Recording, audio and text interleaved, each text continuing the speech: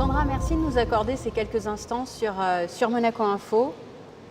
Vous êtes en principauté à l'occasion de la Monaco Blue Initiative et nous sommes au cœur du Temple de la Mer, ce très beau musée océanographique.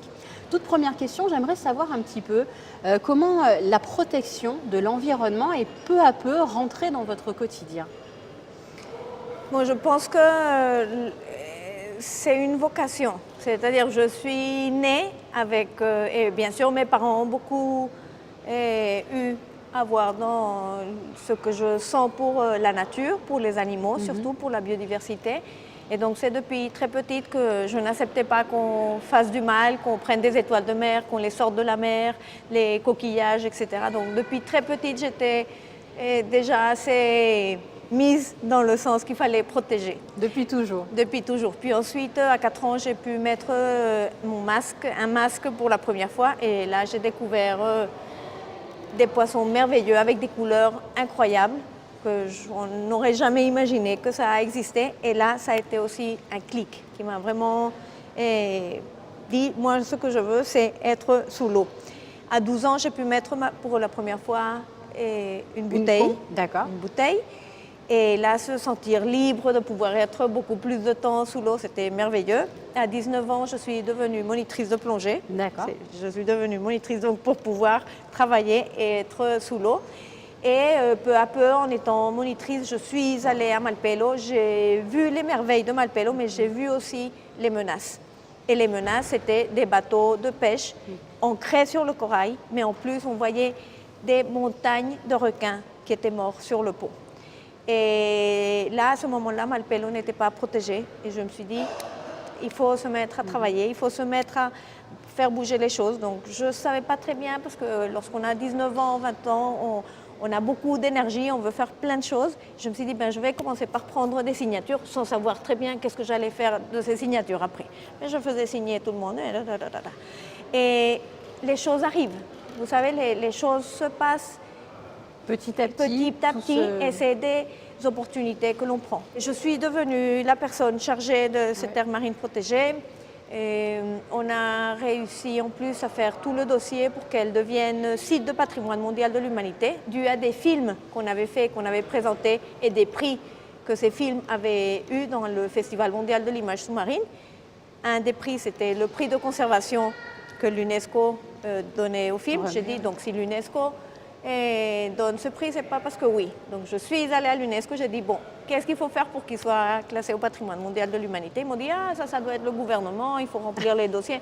Donnez-moi les dossiers. Encore des signatures.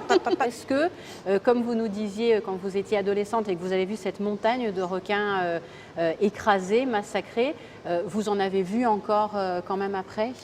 Bon, je vais revenir un peu en arrière. Depuis l'année 2000, on fait des suivis, c'est-à-dire je compte des poissons.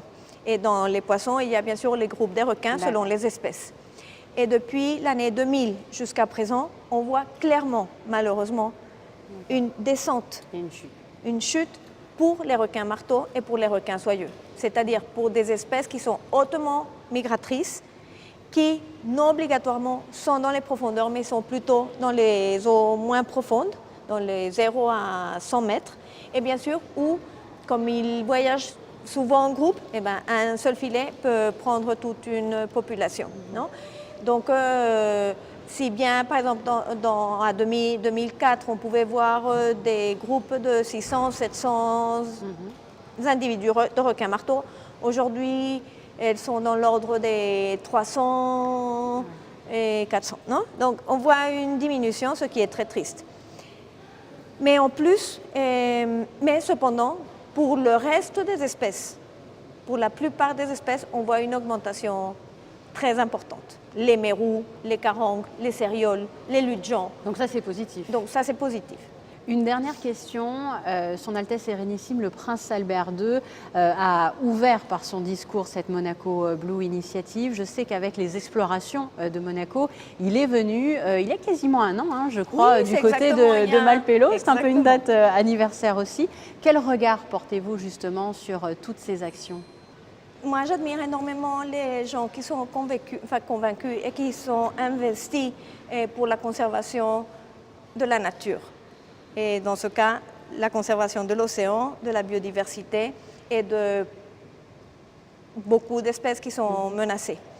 Et les explorations de Monaco, par exemple, nous ont démontré quelque chose de nouveau. Parce qu'on avait plusieurs domaines de travail, mais disons que je vais me mettre dans un seul, et c'est celui des recherches avec la télémétrie satellitale sur des requins marteaux. Donc on savait déjà par génétique que les adultes de Malpelo étaient liés aux jeunes de la côte pacifique colombienne. D'accord. Génétiquement. Et là, ce que l'on a fait, c'est on a mis des balises satellites sur des femelles qui étaient enceintes. Et qui donc sont peut-être partis... Et on le voit clairement que ces animaux sont partis vers la côte, ce qui nous fait... En effet, on voit clairement qu'il y a une migration vers la côte où ils mettent bas. Mais aussi des 5 requins qui ont été tagués avec cette technologie, 3 sont morts par la pêche. Et si dans un an, ce qui s'est déroulé, au moins d'un an, parce que les données sont à octobre, septembre, et 3 des 5 ont été capturés. C'est beaucoup. C'est beaucoup. Beaucoup trop en tout cas. C'est beaucoup trop. Et là, en ce moment, j'ai un peu peur de ne plus savoir réellement comment continuer. Parce que c'est un travail qu'il faut faire avec la coopération des autres pays, non seulement au niveau scientifique, mais que vraiment, il faut prendre des mesures si l'on veut protéger une espèce, par exemple, une espèce emblématique comme est le requin marteau. Une autre chose très importante, c'est que les requins marteaux, ou les requins en général, ne sont pas considérés comme biodiversité. Ils sont considérés comme aléotiques, c'est-à-dire qu'ils peuvent être pêchés. Donc une chose, c'est par exemple, si dans un pays on vous tue un jaguar ou un ours à lunettes, là c'est la catastrophe.